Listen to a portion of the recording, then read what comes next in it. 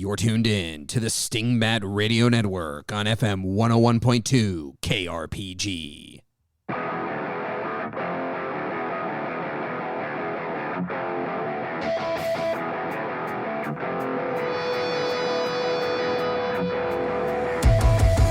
Welcome to Dungeon Master Diaries. This is a podcast about Shadowdark and other role-playing games where three GMs talk about the recent experiences at the table and hopefully give you something useful that you can take to yours. On the show today, we discuss 5th edition and the OSR.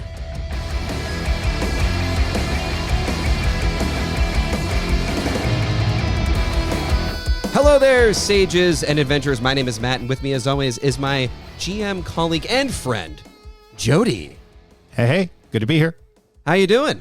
I'm all right, but as I often say, it's entirely too much for me. Let's get to the good stuff. All right, so today's episode focuses on the tenets of 5th edition D20 fantasy games and OSR games, where they overlap, where they might diverge. Yeah, we've run enough 5e and Shadowdark to have our own opinions, so we figured we'd bring in an expert to help us through this discussion. That's right, Jody. We're not alone. Today on the program, we have a luminary of the RPG world to help guide us down into the dark depths of the divide between these two fantasy RPG camps. He's a lazy GM who literally never stops working, a gent who looked at the 2014 Dungeon Master's Guide and said, that's great, but what about the new GMs? He's a guy who can tell you how to prep your game in fewer steps than it takes to make a Shadowdark character, and he is the patron saint of the strong start.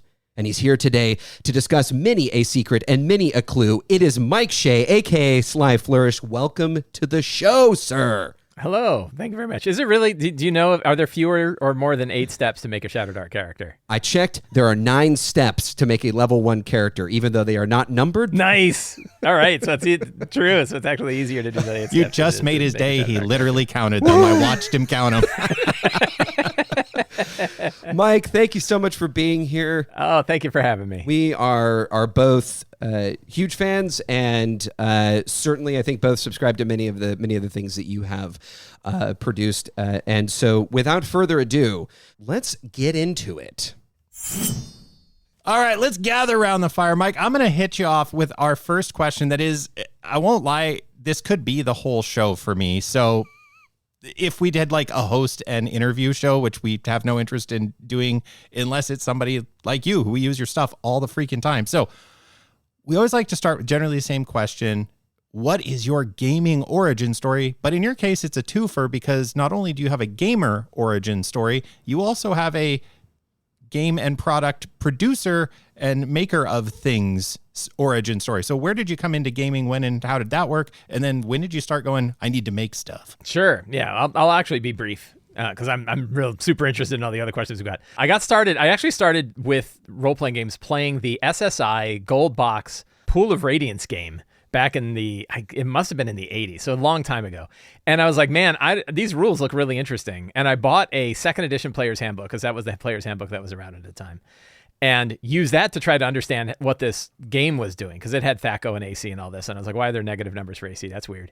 And, I kept trying to figure all the things out, mostly so I could min-max my way through this Pool of Radiance game. Then started actually running an honest-to-God D&D game, probably when I was about 15 with some high school friends of mine. And we played an actual campaign set in the Forgotten Realms using 2nd edition D&D. They fought Manshun, Lord Manshun, the head of the Zhentarim, was a major thing, who broke a Staff of the Magi over his knee and teleported the whole party to hell. Then stopped for a while and went to college and then started back up in college for a couple of years. And then Magic the Gathering came out and I switched over to play Magic for a long time.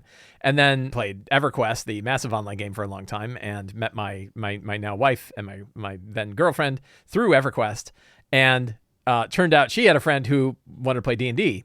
So we started a D&D group. And this was more than almost 25 years ago. And this was in 3.5. Then we've been playing we played 3.5, we played 4E, and we played 5E. And I've now had like at least one weekly game going for about 17 or 18 years. And then that has since the coming of 5th edition, I've had 2 ongoing games. And then that ballooned into 3. So I have sort of 10 games a month now that are a mix of various 5Es. I'm very lucky because I've polled GMs on like how often they finish a campaign, and it's really rare. And I've got like 50 campaigns that I finished, right? Like I keep a list, and it's even since running 5e, it's been like 30, right? And so I just feel very, very lucky to be able to, run and finish a whole pile of campaigns, mostly due to all the awesome players that I've got that have stuck around through all my nonsense. As far as publishing went, I started writing a blog when 4th edition of D&D came out. It looked like there was kind of a ripe opportunity there to start. I saw the first preview of 4th edition here in DC. They used to have a convention that they called Winter Fantasy, and it was in DC, and it was kind of endorsed by Wizards of the Coast. And they had the designers of 4E, and they play tested it. And this was in the early days of like, smartphones. And I had an original iPhone, and I took a bunch of pictures of the character sheets, and I'm sure they didn't want me to, but I posted them online, and I got very popular by posting the online character sheets of the system that no one could see. And I actually managed to take enough pictures that you could run the game. Like there was enough stuff that I took that I was like, we can kind of actually try 4th edition D&D before anything had been published, and I'm sure that they were probably very upset about that too. But no one knew, because nobody was protecting any of this stuff yet, because nobody knew that anybody had a phone and a Tumblr blog and whatever. So I was like, well, this is really cool. I should just start a blog. So I started a blog, and I went down the list of different names of powers in 4E until I hit Sly Flourish, which was the only one that had a domain name that was available. So I grabbed that domain name, started a website, and started blogging. And I've been writing a weekly blog, I guess, for not quite 20 years, but like 16 or 17 years now. That turned into writing books, and then the books turned into more books, and then YouTube kind of started taking off, and I started doing YouTube videos and dumping the audio from that into podcasts and onward and onward. So, and that's how I've ended up here. Most recently, we actually turned this into an honest to God LLC business, and my wife, who retired from her day job, is now a partner in the business. So, she's been my longtime player for my whole adult life. And now she's the other half of the Sly Flourish empire. And so there we are. Yeah. Well, thank you for joining us in the gutters of your empire. Well, I'm sitting here next to the cat litter, so I don't know how much we can go. Yeah. Well, I think that actually dovetails nicely, at least the genesis of your blog, into something that we wanted to talk about. Certainly the juxtaposition of OSR and 5e. Yeah, sure, right. But we thought it'd be interesting to kind of hear your thoughts on the genesis of 5th edition, because it has its roots in like D&D Next, and it seems like from everything I've read and from stuff that I've heard you and other folks say, D&D Next was like trying to reach back in time and like grab a D&D from the past, right? And so the OSR is also trying to do that, right? But they seem to have different design and playstyle goals. Yeah. And so I guess like to kind of start us off here, like what do you see as being like the playstyle goals of D&D 2014 kind of in terms of like what they were designing it as? And then do you feel like that has changed over time? Because I think the OSR has a similar kind of arc of it started in one place and has ended up somewhere else. Yeah, so I definitely think it did, and I think you're absolutely right that like after 4th edition, and 4th edition was by many, I won't even say most because who has the data, but like by many considered not a big success story for D&D, right? I liked it a lot, but then I also didn't like it. It wore thin on me, and so when D&D Next came out, I was ready to move on. Then in the same way, I was ready to move on from 3.5 to 4th, right? I felt like there were so many kind of clunky bits of 3.5 that I was eager to go to 4th, and then I played enough of 4th, and I'm like, I need something else. And I don't know if I could even say that like I found it refreshing, because it had been so long since I played like 2nd edition, which is as close as I ever came to the OSR. I don't even know if 2nd edition counts as OSR or not, right? I don't know. There's probably big, the beauty there's of probably this big whole debates, thing. right? There's probably big debates about that. But I do know that the initial designs of D&D Next, they were definitely trying to build, and they described this, trying to build a modular version of D&D that could be any of those styles.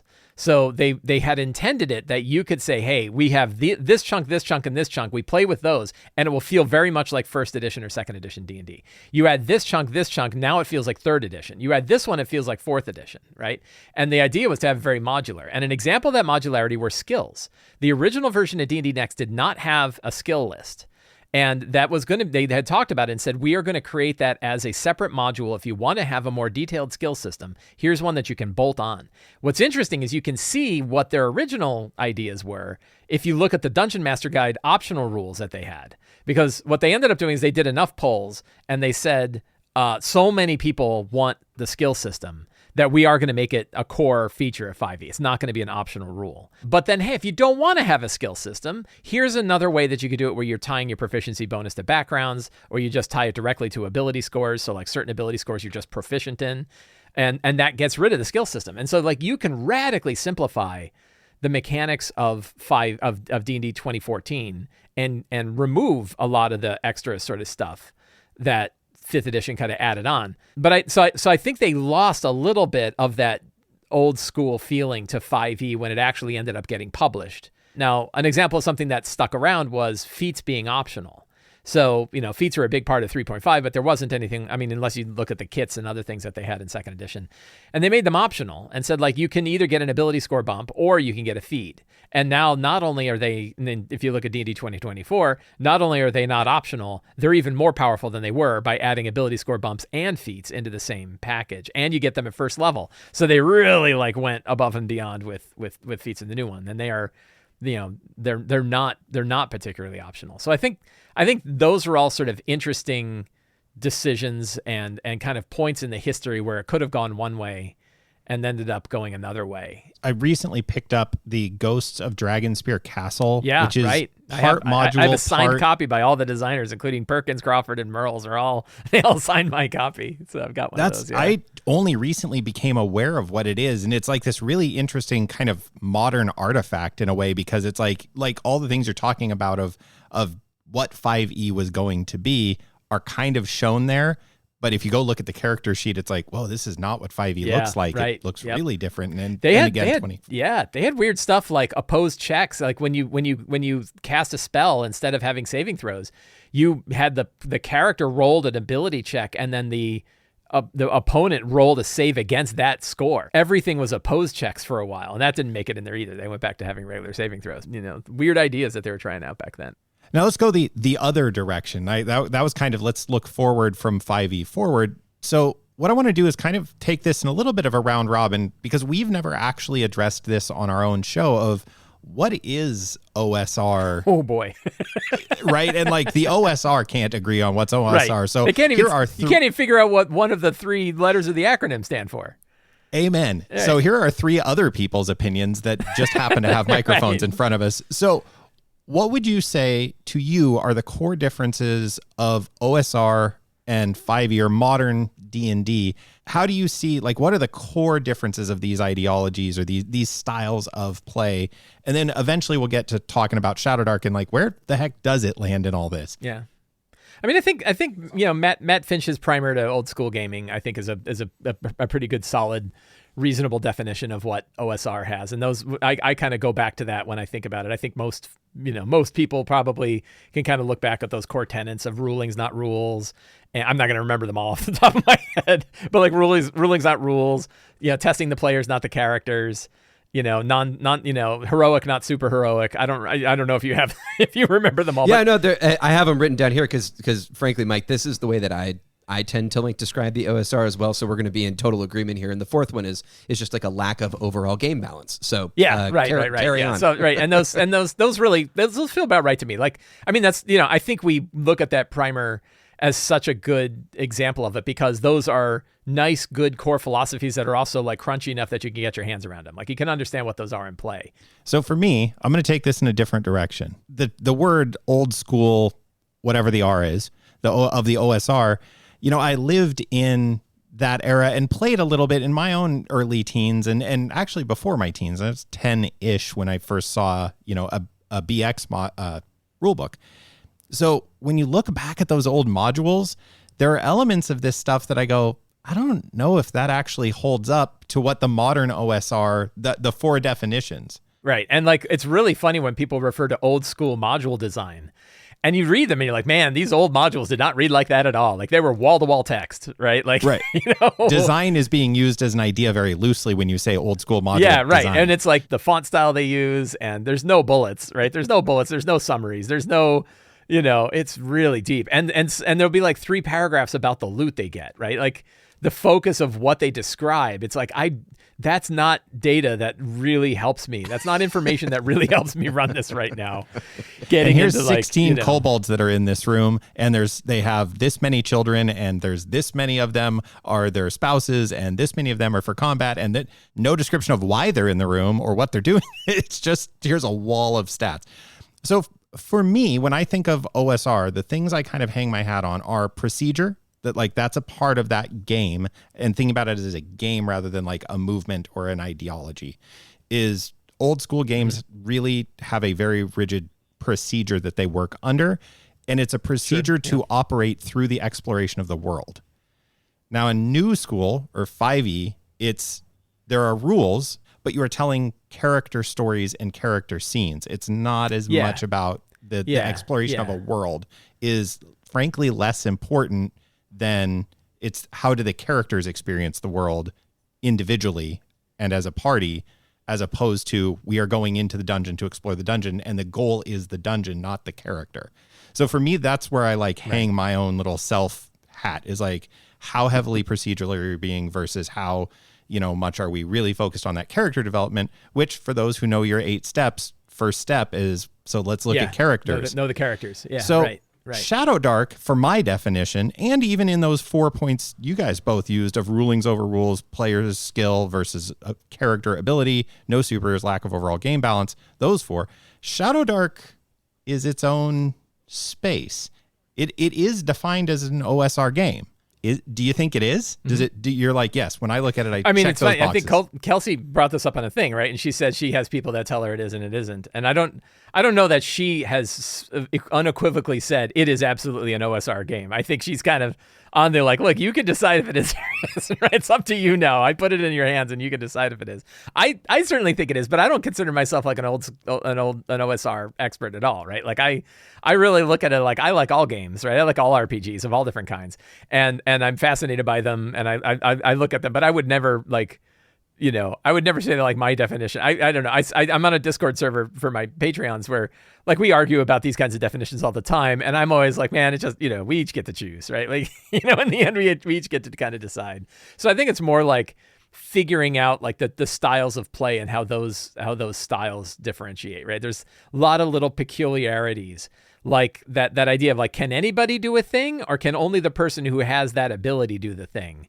Right, is a common like OSR versus modern, more modern. But I think you're right. Like even calling it like an old school game is sort of there's so many of them that are new now that it's hard to even like call them. It's really a different kind of game, more so than the one that as God intended, right? Or right? It's the it's a different style of different style of game with a lot of different ways that bring it up. And you bring up the good point of like, I do kind of define and looking at these games and talking about them are sort of player interaction with the world games versus character story driven games. I have lots of players who love to have like the depth of their characters be a major component of the game that we're playing, and then other ones that aren't. And the irony is, in the 1 year long Shadow Dark campaign that I ran, we had like 17 character deaths, but there was one character who survived a long time, and her character had tons of like hooks and backstory because the only one I could hang on to, and she almost got killed like a couple of times, and I wasn't holding back. She was like head first into the mouth of a mimic about to get bitten in half in one bad roll, and I think she rolled a crit, and I was like, if you roll anything lower than a 15, you're going to be bitten in half. And she's like, I rolled a crit. I'm like, oh, the gods clearly want you to live because, the dice gods anyway. So like, yeah, I think it's a good definition. It's a good definition. The idea of character versus sort of environmental exploration is a good one for kind of talking to your players about what kind of game you want to run. And like, I'm finishing up what I'm calling a 3x5e game. It's got 3 versions of 5th edition being played at the same table, and they're 16th level. They're going to hit 20th before the end of the game. So it's a very high power, very high level. But we got 2014 characters, 2024 characters, and level up advanced 5e characters all playing at the same table.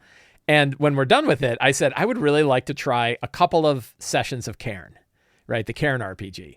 And it's mostly like a palate cleanser for us. Like, I just want to try, like, go from the most heavyweight D&D clone to the I don't know if it's the lightest weight, but it's a really lightweight, old school kind of game, just to try it out, just for all of us players and GMs who have been playing with this, 17-page character sheets to just try hey, you can, it's 3 abilities, right? It's 3 abilities and you roll maybe 3 times in 3 hours because everything else is kind of talk. So yeah. And then we'll probably do something somewhere in the middle. I think we're going to lean towards Shadow of the Weird Wizard, which is not nearly as, it's pretty super heroic, but not nearly as super heroic as it's definitely not an old school game, but it's definitely also not 20th level 5th edition either.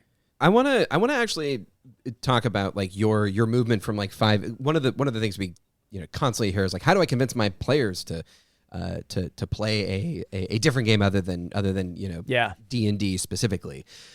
When you ran that 1-year Shadowdark campaign, I watched the vast majority of those prep videos, and one of the things that I kind of heard you say numerous times, especially as you were kind of in the meaty center of that campaign.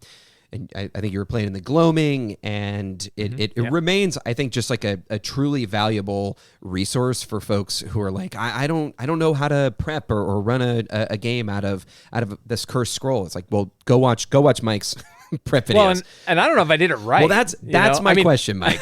This is my I question. did it right enough that Kelsey's hey, do you want to write the intro to the next one? I'm sure. But I'm I'm the only one that wrote, did 47 videos about it. So this is my question. But whether I did it right is, a big question. You would constantly say something to that effect. You would kind of say I don't think I'm doing it the OSR way or the Shadowdark way. And every time I would watch those videos, there were some things that you would do that I'd be I don't agree with that or whatever. But ultimately, I kind of wanted to get your thoughts, kind of reflecting on that, kind of in this conversation about 5th edition versus OSR.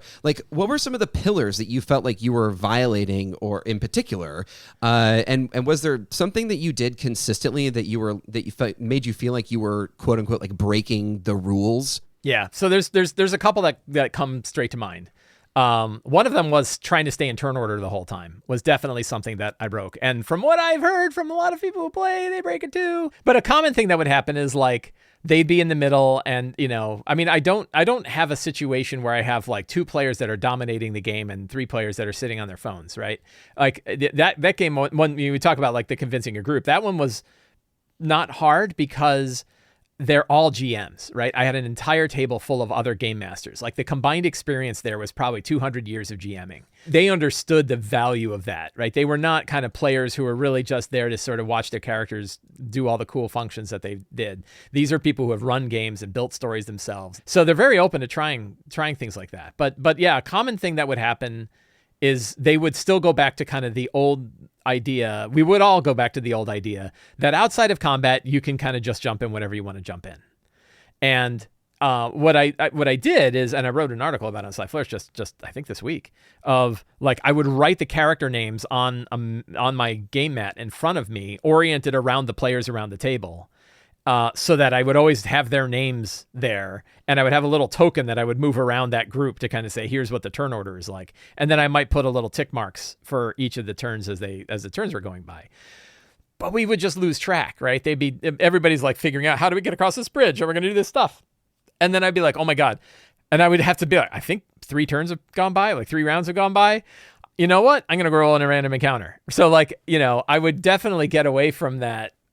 Every 3 turns or whatever is time to roll a random encounter to see what's going on. And I'm I'm just doing it like I feel. But when I talk about getting away from the old school style thing about it is I think a big component is the world sort of just happens, and the GM is a lot less kind of hands-on on the things that are happening. So that idea of you'll roll for a random encounter. If it triggers, then you roll to see what the encounter is, but then you also roll what is their behavior, what is their distance, what is the what's their hostility level, and then you kind of base it on that, which I think are all really good tricks. But if I'm part of it begins to break down the minute I'm I've already lost track of how many rounds are going by. I can just roll a random encounter, but I might kill them all, right? So it's because of my vibe rolling, right, that I'm just kind of, I could kill them all just because I felt like it was good time for an encounter.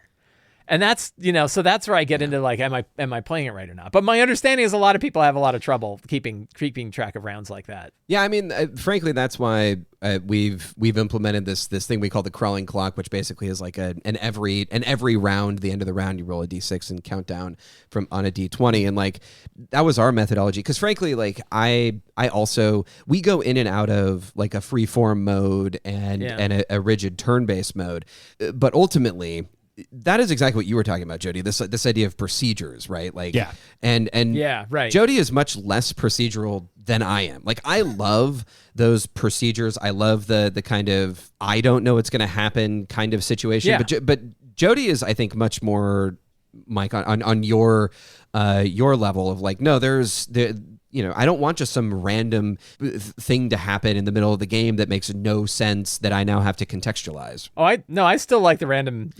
I'm still all about like random stuff, and I use it a lot because I too like the greatest joy for me is watching the game unfold, right? So it's pretty rare. I usually I'll set up a situation.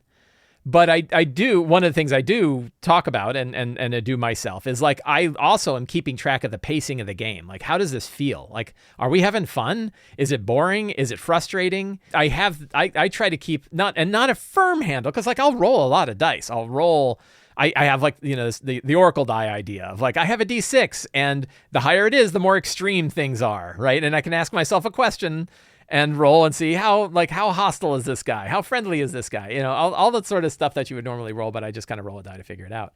So I still have a lot of randomness in my events, and I'm pretty good at thinking on my feet to figure out how to tie it into the larger story as things go.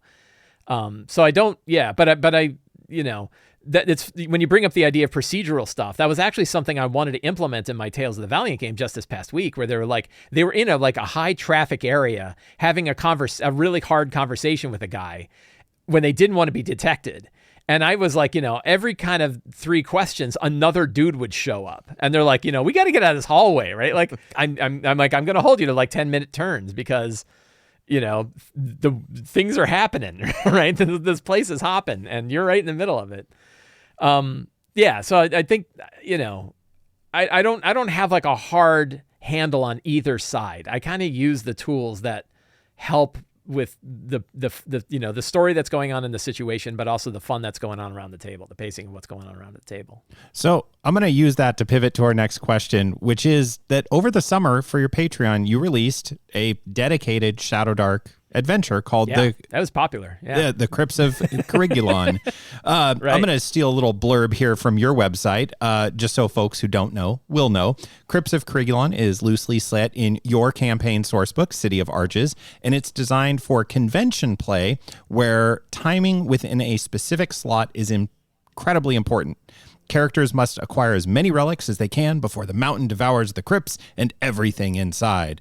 So that adventure, other than the fixed time limit, is specifically a Shadow Dark adventure. And I would say even further, you really leaned into the quick start components for Shadow Dark.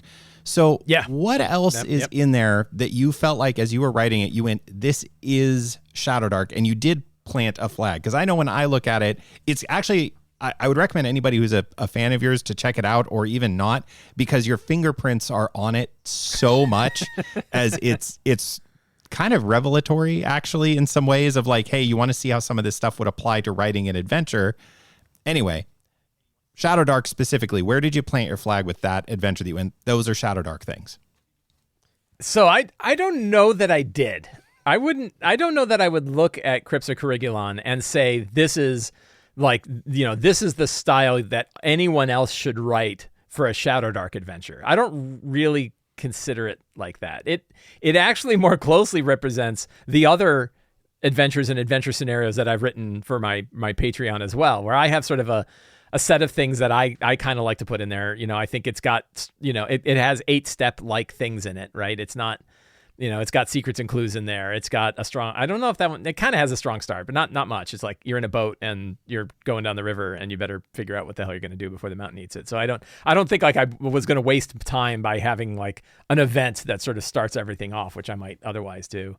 So I don't know when I think back to it, I don't know that there's anything I really put in there. I mean, there's little stuff. There's Scarlet Minotaur, the adventure that's inside the Quick Start Guide, was definitely an influence for that. There were two major influences. One was that, and the other one was I6 Ravenloft.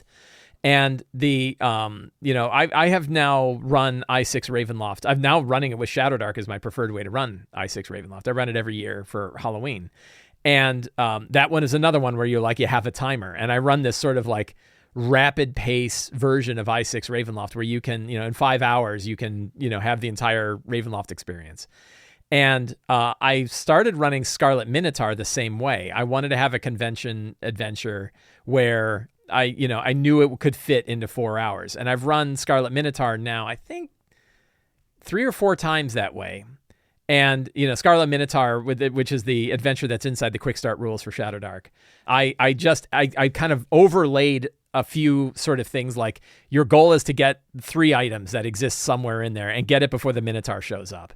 And just like I do in I6 Ravenloft, I was like, at a certain point, the big bad is going to come after you. And that's sort of that way we can ensure that no matter how much time is taking place, no matter where you are, no matter what you've accomplished, 45 minutes before the end of the session, that Minotaur is going to come and start smashing you into a wall. Or in Crypts of Corrigulon, the avatar of Corrigulon is going to hunt you, who's like a big werewolf, right? Is going to come and hunt you down and kill you. And in my I6 Ravenloft game, Strahd is the one that hunts you down. So those were all sort of design ideas. But yeah, my initial sort of goal with that, was I wanted adventure I can run at conventions. I was signing up for a couple of conventions, and I love running Shadow Dark at conventions. And I wanted to have a good slate, and I would love to write more of these, but I'm kind of running out of ideas on like how to do these timed events like that. Like, collect 3 things before a bad guy smashes you into the wall. You can only do that so many times, but I don't know. Maybe I could just write a bunch of those. And, and I wanted to use the Quick Start rules because they're super lightweight and I can throw them on my backpack and fly on a plane. And I don't have to bring the entire core book with me. So, but I don't know. You said, did you say that there's something in there that you saw where you're like, that's definitely a Shadow Darkism? So one of them is that you're recovering artifacts, and they are specifically called out with a fixed XP value, which is a thing Matt and I have played away from and then come back to, right? Of like, oh, I tried these house rules. Wait a minute, I'm rolling it back. And using... the irony is you don't level in this one, so It doesn't matter. Well, because you're a little busy running for your life. So you've mentioned it a couple times here. I want to follow up on a very Shadow Darky thing that is different from 5e. And if you notice any difference in play, you were mentioning about monitoring pacing really closely and like, vibe checking the game and like, is this fun? Let's keep moving on. What would, for me, I'm like, what would be more interesting is kind of the question that rattles around in the back of my head. And, that the counterpoint to that for me is, can I justify that in the world? It might be more interesting for the room to collapse and fall in, but that feels unfair and and like that's drama for drama's sake, not good for the game. Yeah. But in terms of pacing, and obviously Crypts of Corrigulon has, a very real time limit, as you mentioned. Built-in pacing, But also, I find when I was running 5e, I felt disincentivized to push the pace of the game. Because it was so character centric that like letting characters have their character moments and letting them, let's do a shopping episode famous from, Critical Role and like just letting those things happen, because if it's character driven, then that's the game. I don't know if you see any difference there between those two camps of modern 5e, or the way you run is the way you run is kind of what I'm getting. And that is a thing we support on our show, is like, no, you run the game you run and make it fun. Yeah. Well, and you run for the players you've got, right? Like I have a group of players, my Sunday Tales of the Valiant game, where they laughed because they're like, we had 3 shopping episodes in one session. Stop selling us crap, right? Like we just want to, and you have some players who love them and some don't, right? And, so I think knowing your player, and I don't think I'm a huge fan. So there's sometimes where I don't mind it because it feels like I get a break, right? They're like, oh, you guys want to go through the book and, ponder stuff? Yeah, that's fine. Like, it means I have to do less prep next week. So that, I'll live with that. If you guys are having fun, I'm having fun. But you definitely, the tricky bit is when you have some players that will like totally check out if the action is not high. And then other players who really want to spend a lot of time, going deep into those character things and trying to, I mean, that's a real art, right? And that's independent of system, right? That like, it's a real art to try to make sure that, you're giving the players who want the time with that to have it. but also moving things along that the people who want more of like, hey, can we go forward with the storyline that we've been working on? That you're doing that as well. And sometimes I just warn them. But I do think that's, for me anyway, it's independent of systems. So I had stuff like that in my Shadow Dark game. I have stuff like that in my 5e games, where you look at the sort of the pacing of the world. And I think you're right. Like for me, I have sort of a rule that I keep in mind, which is like you start with what makes sense for the world. And then ask yourself, is that really fun for the table? Because there's a lot of coincidences and a lot of stochastic elements of real life. So we've got room to kind of decide what makes sense. And so using that second variable, but yeah, is that a good time or not? If I say like, hey, you're crawling through a place and you just fought 6 skeletons and they gave you a good pounding and you're hard. Well, and then you go in the next room and I roll a random encounter. Oh, look, it's 6 skeletons again, right? I can say like, well, does that make sense in the world? I don't know. They just beat 6, but is it fun? No. But I like to think of, so I think a lot of these things as dials. I've typically talked about with 5e, this idea of dials of monster difficulty, that we have variables that we can use in the middle of, and this drives people crazy, and it drives many OSR people even more crazy than the average RPG person. That I'm like, look, you can change the hit points on a monster at will, right? Like, for the fun of the game, if it makes sense for the fun of the game. 99 times out of 100, that means reducing the hit points so that you can move on with the game because everyone's bored and it's time for that guy to die, right? So, and most people who hate it will hear that and be like, yeah, that's okay, right? Like that's that's a reasonable way to do it. But what I often describe and people don't pay attention to is I'm like, when you have these dials, I like to think that they're on springs and the spring is pushing it to the average. And you have to really force it to get those dials one way or the other. So you're not going to do them all the time. You're really only doing them when maybe not even, to say it for the necessity of the game might be a little strong, but you really have a good reason why you would be doing this. And that reason always is coming back to, the fun of the game, right? That the fun and the joy of the game is there. So, yeah. Absolutely. Mike, one of the things Matt and I both gravitated to your work from was you're always a proponent of the value of playing the game and then learning from that experience and being self-reflective and improving in your process as a GM. And, you have a lot of games you've run, especially in the last decade of, at a high rate of GMing, but still remaining that reflective and thinking about dials and what can I turn, what can I not turn, just kind of as a maybe narrowing down the scope of some of that question. Is there anything you look at in Shadow Dark and you've kind of touched on this building up to this point, but I'm curious if maybe something else jumps to mind here.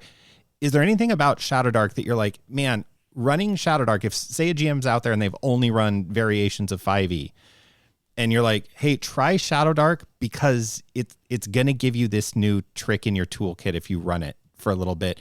Is there anything specific you saw in Shadow Dark made me a little bit better GM because I played it and I learned this thing about my GMing or just from the system itself? Is there anything there? Yeah, I think, the turn order aspect that I mentioned before is now something I do in all of my games. And that even if we're not paying attention to turn order constantly, having that list in front of me and thinking about it that way does change the pacing. I mean, I think that idea of tracking turns and having it in front of you and going around the table continually and staying in turn order. I don't know if that's necessarily an old school thing as much as Kelsey recognized the value of putting something like that in there to normalize the amount of attention or the amount of screen time that any one character is getting because a player happens to be louder than another. Right? It's a good technique to just make sure that hey, you've got all these players. Some of them are going to be pretty quiet. Some of them are going to be pretty loud. And you want to make sure that you're including everybody and that everyone's kind of getting their chance to shine. That to me is a really good technique. The whole sort of the pacing and of the exploration of Shadow Dark, turn exploration turns. If you read the 2014 Player's Handbook, it describes exploration turns as these sort of 10-minute turns that people get. But it wasn't until playing Shadow Dark that I really saw that implemented, where you really are saying during this exploration, you can't just keep trying the lock on the door. It's taking you time to do that. And while you're doing that, the other characters can be doing stuff, but time is ticking and bad things are happening. that was definitely something that you can bring to other games. You can kind of, like I said, I thought of that directly in my Tales of the Valiant game, where they were in this high stress, high stakes situation and doing a lot of things, and I was like, you really don't have the time. It certainly like gave our whole group a different perspective on the style of game. The joke that we made is the very first magic item that our Tales of the Valiant characters got was a common stone that could cast the light cantrip. And in that world, they're like, this is barely worth selling, right? Because like 3 of us can already cast the light cantrip. And they're like, in Shadowdark, that would have ruined the game. Right, that like this one, that would be like it would be an artifact so powerful that you wouldn't even want to implement it because it completely takes out this one portion of the game, and that cracked us all up. We're like, wow, that's a difference. I think like resource management is kind of another factor. I'm having a lot of fun in my Tales of the Valiant game, which is set in a world called Midgard, made by Kobold Press, and in a particular region called the Dragon Empire, where 9 super powerful dragons have complete control over the area. And one of the fun bit is like I'm limiting the amount of gold they can carry, and also it's illegal to have gold that the Morza are the 9 dragons that they don't know about. And as it is to like loot treasure that you don't immediately give to them, and you get a 5% finder's fee. Then, at one point, like I was super happy to do it. They stole 2 million gold, but had no way to carry it anywhere, and ended up having to open a portal to hell and dumped it into hell. And now like a major arc of the game is we have to figure out how to go to hell and get our gold. And a lot of that sort of resource management aspect came directly from like the Shadowdark idea that like you can find stuff, but you can't carry it. And then everyone's like, I've got a 10-foot pole. Anybody else got space for a 10-foot pole? They'd all be talking about like these mundane items and who could carry them because they're like, oh, I'm out of space. Yeah. So I am running a weekly 5th edition game for my sister and actually for Jody's daughter and her friend. And one of the things that I keep coming back to that I find is a friction point for myself and like 5th edition, we're running 2014 D&D. It is so, and I'm running it online, so there's some additional levels of challenge, but I think the thing that I keep coming back to that is a friction point is that eventually you just, as a GM, I feel like you just kind of get ground down and eventually you just go, you know what? Fine. You can carry 17 lances and I don't really, like, I don't really care. For what good it is. Yeah. Right. But I totally agree. And one of the things that we did early on was we did start using slots as a way to represent exhaustion. And Jody, you're still using this. I'm trying out like constitution damages as a means of dealing with that stuff. But, house ruling the game is really, one of the ways that we can figure out how to get that play style. So you're taking some things from Shadowdark and applying them in 5th edition. And I just wanted to talk about some of your Shadowdark house rules, because if you search Shadowdark house rules in Google, your house rules are the very first ones, at least for me. Is that right? That came up. Yes. And wow. Yay, good on me with my SEO. I know. I got to ask you how to do that because Jody keeps telling me that we got to make the show more popular. And all I said is if you search Shadowdark podcast, we don't come up. That's the way I like it. Obscurity. Wow, look at that. You're right. Shadowdark house rules #1. I mean, it's a true testament to you as a visionary and luminary, Mike. But I did have some questions about them. So you have some common house rules. So max HP at first level. We've kind of been doing that. Jody's been doing that in one of his games he's running. Starting characters with luck tokens. I do this in my Dolmenwood game that I'm using Shadowdark for. But there's a couple of house rules on there that are less conventional. And I want to start with the arcane elephant in the room, Mike, which is a house rule that you implemented that ensured that... Stop right there. So I haven't implemented it. I mean, I take that back. I have run it. I've run it in one-shot games. But this all these house rules happened after I finished my campaign.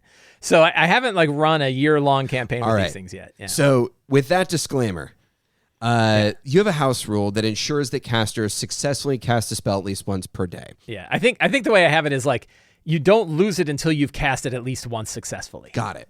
So I have seen versions of this popping up in various threads and Reddit and places. I am not a fan of this, and I just wanted to kind of use this as an opportunity to kind of discuss some philosophical differences about play style and some OSR versus 5e, maybe those backgrounds coming in here. I just wanted to kind of ask you, what was the genesis of this? And I feel like I kind of can intuit an answer. Do you feel like this was an attempt to move the game in more of a 5th edition direction, or was it because you're going to be running this in conventions and it's a one shot and you don't want characters to roll once, lose all their spells, and then they're sitting there for 4 hours with a dagger. A dart. A dagger. Right, a dart and a quarterstaff, yeah. That was really it. That like throughout the year-long campaign, but also having seen in lower level ones where, you don't have a lot of spells, and if you're just unlucky, you lose all of them, right? And you've had no use of that spell, felt too punitive. And I heard Kelsey say it too, right? Like she said, yeah, that can feel too punitive sometimes, right? You don't have that many actions that you can take in a game period, right? When you and 5 other players and you're going around the table and you're doing stuff, the number of total times you might actually act is limited. And so having an entire action not work already feels bad. And then on top of that, you're like, and that thing that you had is also gone and you can't use that either. And then that happens multiple times because it's not like your sword shatters, right? When you attack with a melee weapon and miss, right? No, there's no sort of weapon damage thing, right? A weapon damage component where, but granted, like spellcasting is not different. I'm comparing apples and oranges, right? Spellcasting and melee weapon attacks aren't the same thing. So I haven't played that house. I've used that house rule now in one-shot games. I certainly haven't seen it like push the power level up, right? It's not. I mean, there's still like again, they don't have that many actions that they're taking overall in a 4-hour game anyway. So it's not like all of a sudden everything is much easier now because they didn't lose their burning hands or whatever it was. And this kind of gets back to some of the questions of like the frustration of running 5e and putting like house rules in there for encumbrance and things like that and getting ground down is I really look at them as very different games. And to me, like 5e is not a game about stuff you carry. I don't know if I can swear. I almost said a bad word, but like, it's not a game about stuff you can carry. It's not a game about food, right? Yeah. Or light. You can almost look at the designer and the designer's like, look, I played D&D for 50 years and we hated having to carry crap. So we're just going to put a bag of holding so you don't have to worry about carrying crap. Right.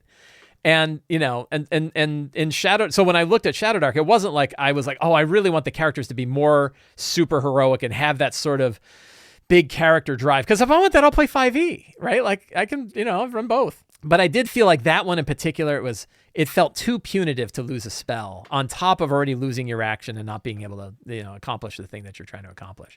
I have seen people do the house rule of like, you can't fail your first spell. And I'm like, well, that's too much, right? Because one design consideration that I don't think people get with Shadow Dark is the idea that your spell casting check is instead of a saving throw. Right. If you cast Burning Hands, the monsters that you hit with the Burning Hands don't make saving throws. They take the damage. They take the full amount of damage as long as you make your spellcasting check. So the spellcasting check is really an alternative to monsters making saving throws. I think there's a couple of circumstances where they do, but it's pretty rare. Yeah, they're few right. And most of the time it's like, if you cast a spell, Fireball. If you cast Fireball and succeed, it hits everyone that was in the range of the Fireball. There's no making saving throws in it. So you don't want to do the opposite. You don't want to do the other way of saying, oh, first time is a success. Oh boy, right? Now you got a Fireball is going to work. And that is too much, right? Having players know, hey, I've got a 100% successful Fireball. Let's hold on to this so that I can use it for maximum effectiveness with no change. That's a problem. Which also creates another problem of now we are just like squirreling away these little resources. Yeah, right. They're hoarding the good spell. Which is really kind of like an unsatisfying play loop. Matt and I have been talking about this a bunch, totally separate, about like you give them a potion, they're like, I'll never drink the potion. It's like, well, then why did I give you the potion? Yeah, actually, it's funny. As a GM, I don't care. Right, so I have these things called relics, and actually there's relics inside Crypts of Corrigulon, right? They're like artifacts that are valuable, but also let you cast a spell. I give them to players, and if they don't want to use them, that's up to them, right? Like I did my part, right? My part was giving you rewards. Well, it does cost them a slot. It's still taking up space in their backpack, so there's some cost, right? Yeah, right. It's a cost to them, and if they want to hoard their relics, that's up to them. Like it never bothers me. I hear a lot of people who are like, doesn't it bother you that they get all these things they hoard? I'm like, no, like you should look at my Skyrim character, right? You should look at Fair enough. I never drank a potion in Baldur's Gate 3, right? Like, I have a bag full of. I won the game with a bag full of potions that would have totally helped me out, and I never used. Yeah. Mike, I'm going to shift us here away from Shadowdark a little bit. We'll come back very quickly, but the thing I think most people know your work for is the lazy GM prep, right? That is a thing I've adopted recently. Actually, I found, I'll segue kind of like this. I found it's actually, for me, less useful as a prep tool. It's still useful, but more useful as a note taker. That the prep, I print out my prep notes following the 8 steps, kind of. And then that becomes my note taker during the session. And yeah, it's good reference and it's great prep. But more so, I'm like, oh, now my notes are organized because I printed out these sheets of paper and I just go into the binder and so on and so forth.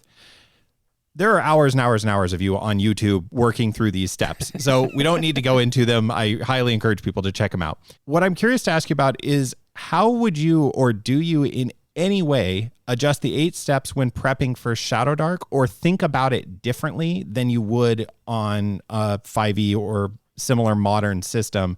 Is there anything that you think about? Because there's certainly things that, like, I run a lot of modules. I don't have 8 steps. I have like 5. It's designed that way. I think if you, so and definitely in some of the prep episodes, one of them is like, you don't do a step you don't need. Right.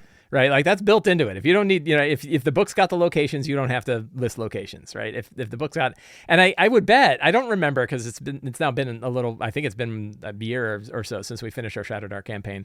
I have a feeling that I never used like the treasure step, right? The last step. I'm pretty sure I was like, nope, we roll, right? We roll for treasure when we do it. And that's the game kind of supports that it works really well.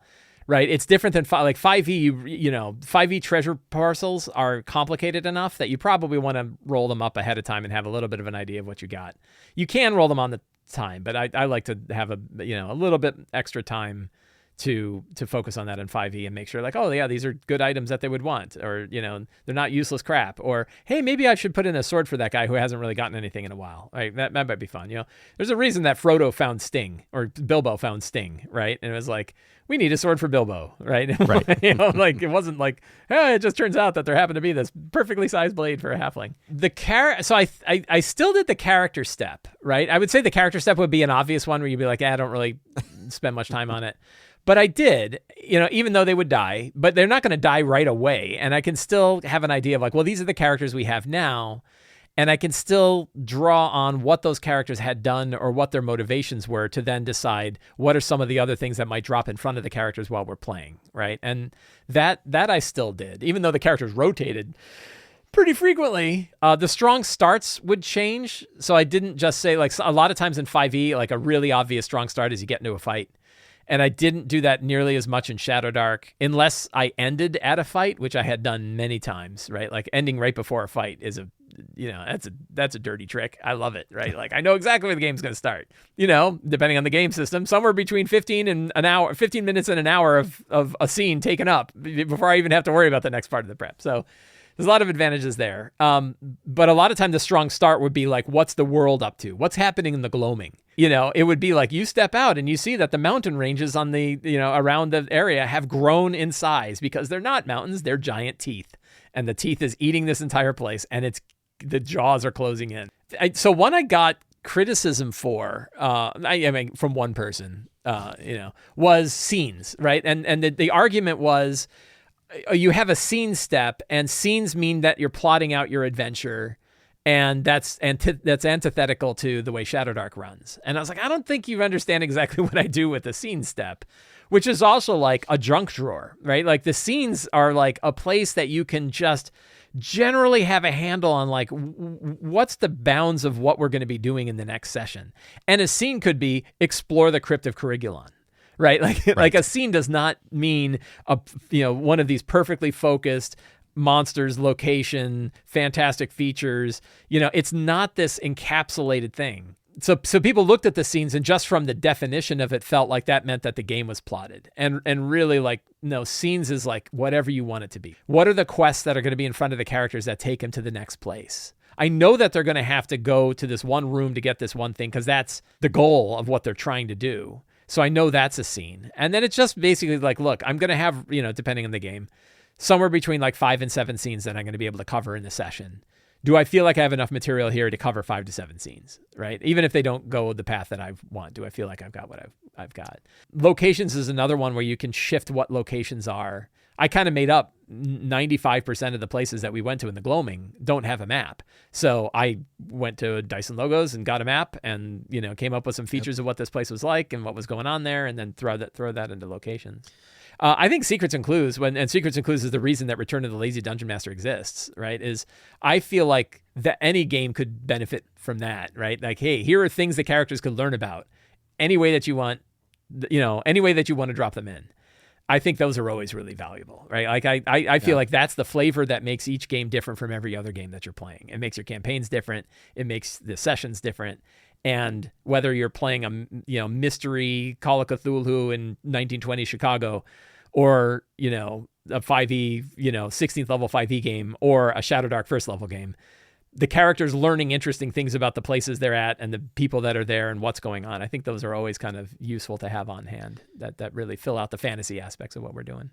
Yeah, I always see those as, I know there's some people who bristle at the Secrets and Clues for various reasons, like the quantum ogre, but just like quantum information. And I'd love to talk about quantum ogres. I know. And well, yeah. So I don't know. Jody, I'm not going to speak for you, but going a little bit off script here, but one of the things that I find a little bit tedious sometimes about the OSR is the stuff that like they hone in on and like quantum ogres, but then we kind of create, I say we because as somebody who values kind of the tenets of the OSR and that's my preferred kind of water to swim in many ways. I find that like these terms like quantum ogre, like rulings over rules are often used as like cudgels to like tell people not to do stuff. I feel like there's a lot of like, at least in some circles, less in the Shadow Dark circle, but it's not that it's not there. There's a lot of like finger wagging about what you're supposed to do. And I think that was kind of the core of that question I asked you earlier was like, were you feeling like there were people sitting behind their screens going, no, Mike. Yeah. No, I don't care. Right. Like I figured the power. But Secrets. Well, my ego's big enough that I'm like, whatever. Quantum ogres, of course, like an easy, it's a good, nice 2-word spicy take. And then you're like, well, the Quantum Ogre one is fun. If I'm sitting at my game and it's like I got 20 minutes before people are going to show up at my door, and I quickly like look at a map and I'm like, okay, this room is going to be this, and maybe I'll roll some dice. Okay, there's a goblin in there. I like the goblin that's in there, and then I'm going to do some other thing. Okay, I'm going to have that scene, and then I'm going to run that scene. If they go into that room, they're going to have that scene with the goblin. No one minds if I do it that way. But if I instead do that during the game, now I'm doing like quantum ogering, right? Like.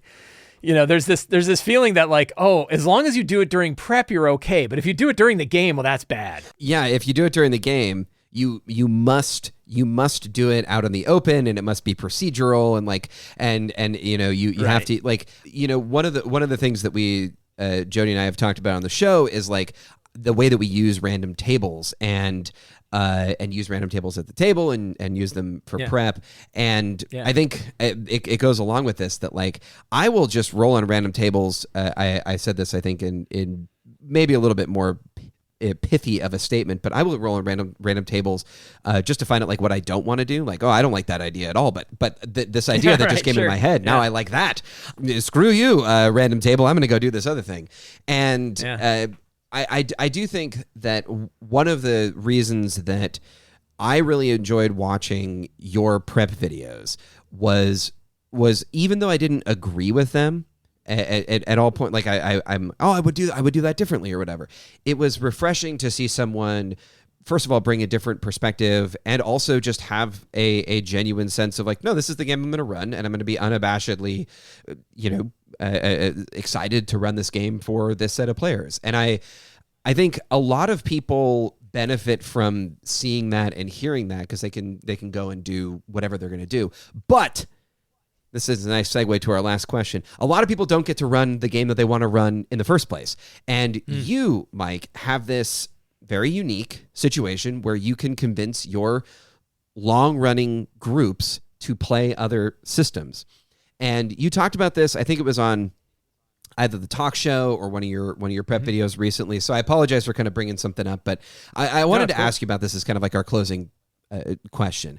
Like, you successfully got a 5e group to play a long-form, year-long campaign of Shadowdark, and you've spoken at length about the trust that they have in you. You've run a long-form Numenera campaign, even though the players weren't super stoked about the system by the end. Exactly. Right. And I wanted to ask you, like, is there something unique about Shadowdark in particular that you think might be persuasive to 5e groups that would help GMs pitch it? Like, what is your, if you're speaking to a 5th edition GM who's listening to the show, or somebody who really wants to run Shadowdark but just like can't get their local groups to like get on board, is there something that you feel like those folks could say, or a way that they could pitch the game that might be persuasive to folks who are traditionally more 5th edition D&D focused?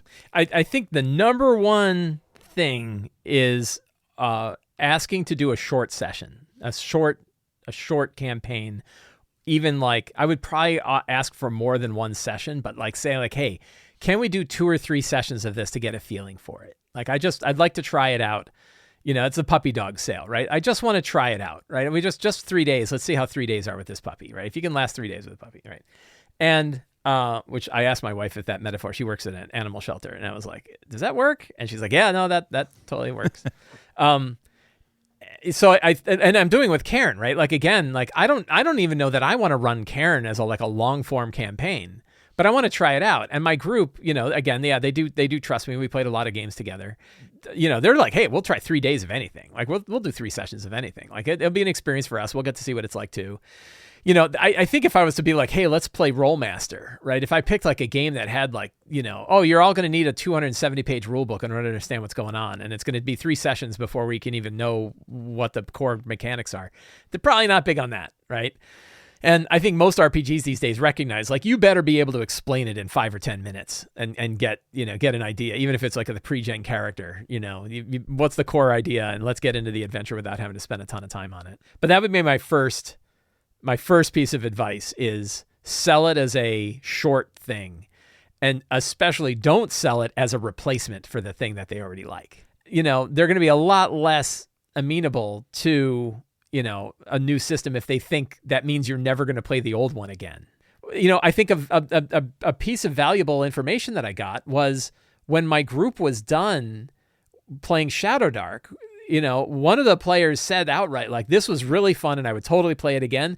I'm also really looking forward to kind of the bigger, crunchier, more tactical RPG. I'm more interested in trying out, you know, going back to like a more crunchy tactical RPG. And the other player's like, yeah. And I'm like, well, let's try Tales of the Valiant, right? Like, you know, it's good and crunchy and tactical. And then we got into that for a while, and they're like, I really like this. You know, they're like, I'm enjoying this. I don't know that they would say, I like this better than Shadowdark. And we talk about Shadowdark all the time, and they still really like it. I do have some players in some games who are like, I just don't like that style of game, right? You know, my wife is not a huge Shadowdark fan, right? She's like, it's fine for one shots. She goes, I would totally play one shots. I totally play con games.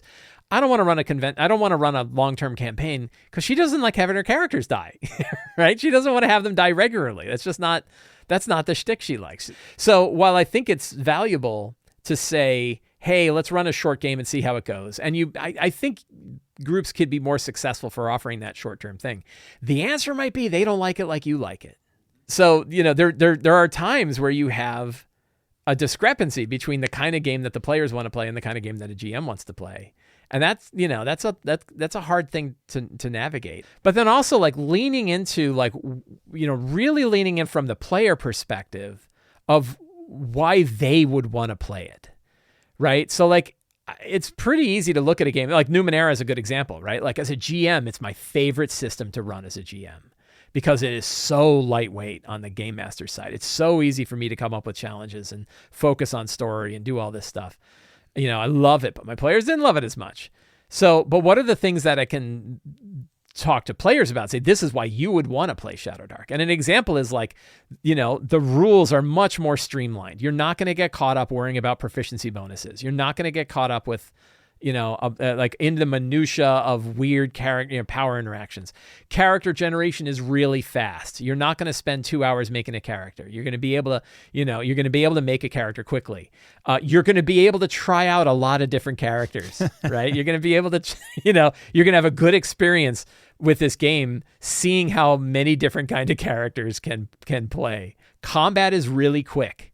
So like, you're not going to get bogged down in hour-long fights waiting for everyone else to do their stuff. You don't say, well, you don't get to do a lot in combat, because that's no fun. But you say, no one else gets to do a lot in combat, so combat is quick, right?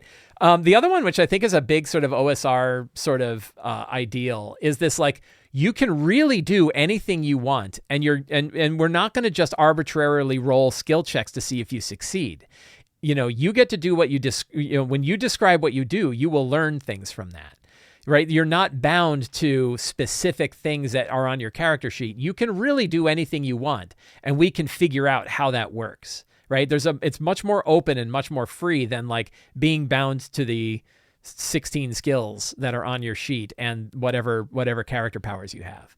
Right. Those I think are like ways to kind of draw them in. I mean, I had to do with Karen, right? And when I was selling Karen to my group, I was saying like, this is one that's much more focused on exploration and your ability to describe how you're interacting with the world around you rather than getting bogged down in the mechanics of the system. And they went, oh, okay. Yeah.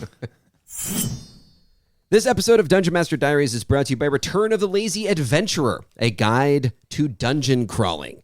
Look, no hero wants to wake up at dawn, polish their armor, and sprint headfirst into a death trap. Some of us like to sleep in, but we still want to walk away with the loot. That's where the Return of the Lazy Adventurer comes in. It's an easy 8-step system that teaches you how to crawl dungeons without breaking a sweat. Things like show up late so all the traps are sprung, let someone else open the suspicious door, and always, always take that second slice of the dungeon pie.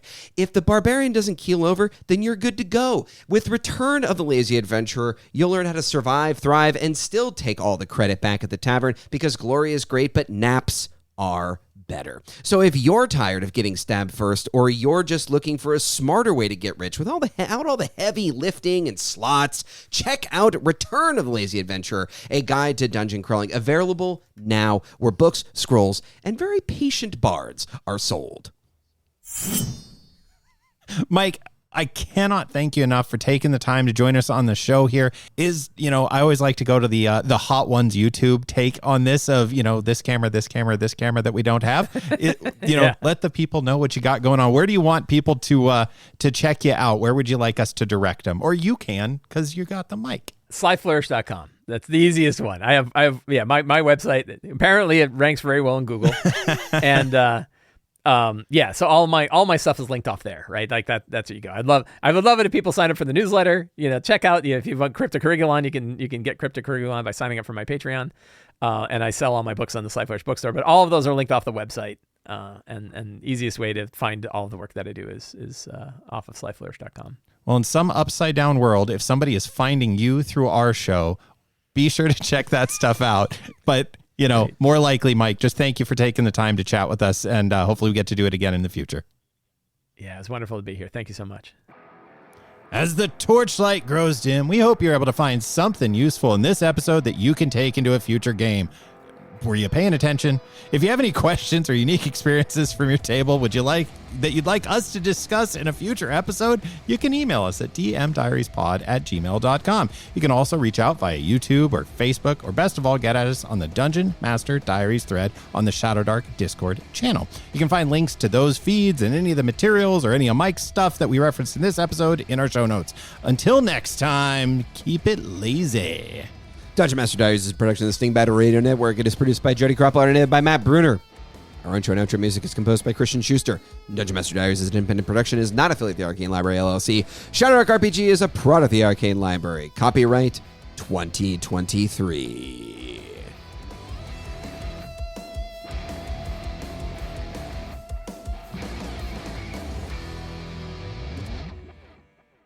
There you go. There's the dumb... That is awesome. I was like, is that real? Because I'm going to have to call my lawyer.